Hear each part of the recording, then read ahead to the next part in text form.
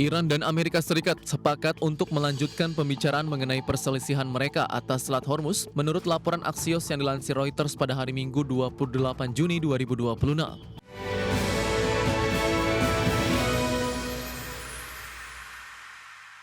Iran dan Amerika Serikat sepakat untuk melanjutkan perundingan damai di mana kedua pihak dilaporkan berencana bertemu pada hari Selasa 30 Juni 2026 di Qatar. Langkah ini diperkirakan dapat mengakhiri rangkaian serangan dan juga serangan balasan baru-baru ini yang mengancam akan menggagalkan perjanjian perdamaian sementara. Iran dan Amerika Serikat sepakat untuk melanjutkan pembicaraan mengenai perselisihan mereka atas Selat Hormuz menurut laporan Axios yang dilansir Reuters pada hari Minggu 28 Juni 2026. Langkah ini diperkirakan dapat mengakhiri serangan balasan yang mengancam akan menggagalkan perjanjian perdamaian sementara. Axios melaporkan kedua pihak berencana bertemu pada hari Selasa 30 Juni 2026 di Qatar. Kembalinya diplomasi akan menyusul beberapa hari serangan dan serangan balasan sejak proyektil Iran menghantam kapal kargo di Selat Hormuz pada hari Kamis dengan Amerika dan Iran saling menuduh melanggar gencatan senjata sementara yang disepakati pada 17 Juni. Iran meluncurkan rudal dan drone ke situs militer Amerika di Kuwait dan Bahrain pada Minggu pagi, tak lama setelah Presiden Donald Trump mengancam akan melenyapkan kepemimpinan Iran jika mereka tidak mematuhi perjanjian untuk mengakhiri perang. Sementara itu, Israel mengatakan pada hari Minggu bahwa mereka sekali lagi menyerang militan Hizbullah yang bersenjata yang didukung Iran di Lebanon, menghancurkan infrastruktur bawah tanah yang digunakan oleh kelompok tersebut di sebuah desa di Lebanon Selatan. Sementara itu, militer Amerika Serikat sebelumnya mengatakan telah menyerang Iran lagi beberapa jam setelah sebuah kapal tanker dihantam di Selat Hormuz, jalur pengiriman energi terpenting di dunia yang sebagian besar telah ditutup oleh Teheran selama sebagian besar konflik. Berbagai sumber IDX Channel. PT BSA Logistics Indonesia Tbk melanjutkan strategi ekspansi anorganik dengan merampungkan akuisisi 99,99% saham PT Sinar Jati Mitra. Ya, langkah tersebut ditempuh untuk memperkuat kapabilitas operasional perseroan dalam bisnis depo peti kemas. Berdasarkan keterbukaan informasi, perseroan telah menyelesaikan pembelian 10.929 saham milik PT Bina Sinar Amiti di PT SJM senilai 11,48 miliar rupiah. Setara ataupun serta 5.384 saham milik PT Kreasi Adi Sarana senilai 5,65 miliar rupiah pada Kamis 25 Juni 2026. Penyelesaian transaksi tersebut membuat perseroan resmi menguasai 99,99% saham PT SJM. Akuisisi tersebut merupakan tindak lanjut dari perjanjian jual beli saham bersyarat yang ditandatangani pada 4 Oktober 2025 dan kemudian diamandemen pada 17 April 2026.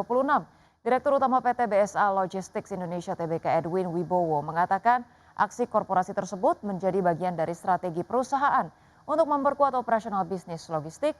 Melalui langkah tersebut, perseroan berharap dapat meningkatkan efisiensi operasional sekaligus memperkuat layanan logistik yang lebih terintegrasi. Pemirsa, setelah absen membagikan dividen selama 1 tahun, PT Barito Pacific Tbk atau BRPT akan menebar dividen tunai untuk laba bersih tahun buku 2025. Ya, jumlah pembagian dividen tunai final senilai 8,5 juta Amerika, maksud kami 0,5 juta dolar Amerika atau hanya setara 1,7% dari laba bersih tahun 2025.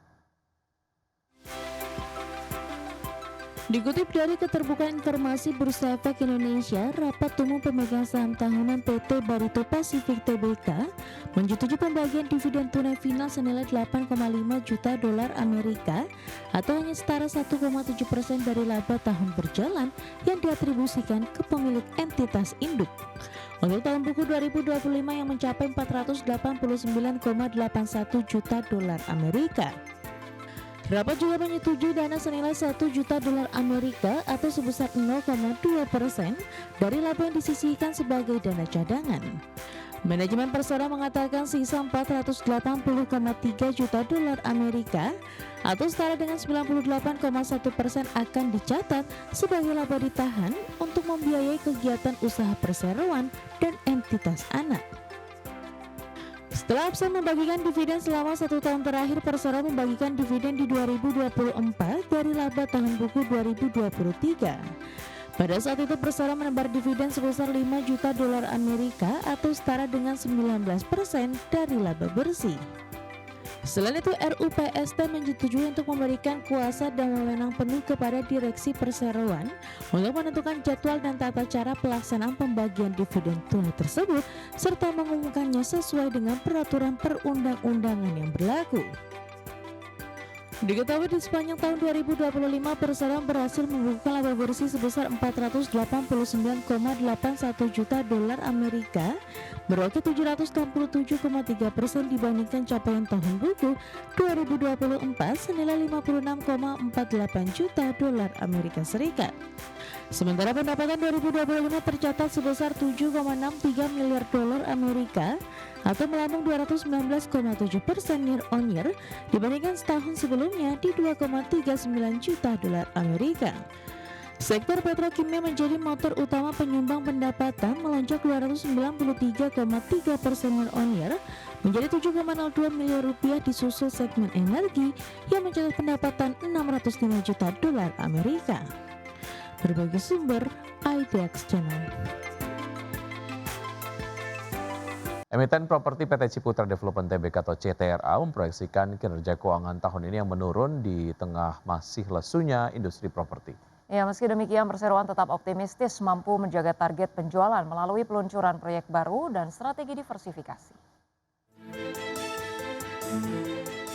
Emiten properti PT Ciputra Development Tbk atau CTRA memproyeksikan kinerja keuangan tahun ini menurun di tengah masih lesunya industri properti.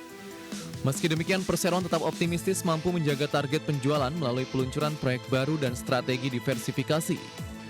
CTRA memproyeksikan pendapatan dan laba bersih tahun 2026 masing-masing turun 10% dibandingkan tahun lalu. Pada 2025, pendapatan Perseroan tercatat sebesar 12,7 triliun rupiah dan laba bersih mencapai 2,7 triliun rupiah. Di sisi lain, target marketing sales tahun ini dipertahankan stagnan di level 9,5 triliun rupiah. Manajemen menilai kondisi ekonomi global dan domestik serta menurunnya daya beli masyarakat masih menjadi tantangan bagi sektor properti. Untuk mengejar target tersebut, CTRA mengandalkan peluncuran sejumlah proyek residensial baru seperti Citra Homes Halim di Jakarta dan Citra Bukit Golf Sentul di Bogor, serta sejumlah klaster dan apartemen baru pada semester kedua tahun ini. Perseroan juga membidik segmen menengah atas yang dinilai lebih tahan terhadap tekanan ekonomi serta memanfaatkan insentif PPN ditanggung pemerintah. Sementara itu, analis menilai pelemahan kinerja CTRA juga dipengaruhi penurunan IHSG dan kenaikan suku bunga yang menekan kinerja saham dan laba Perseroan pada paruh pertama 2026. Berbagai sumber IDX Channel.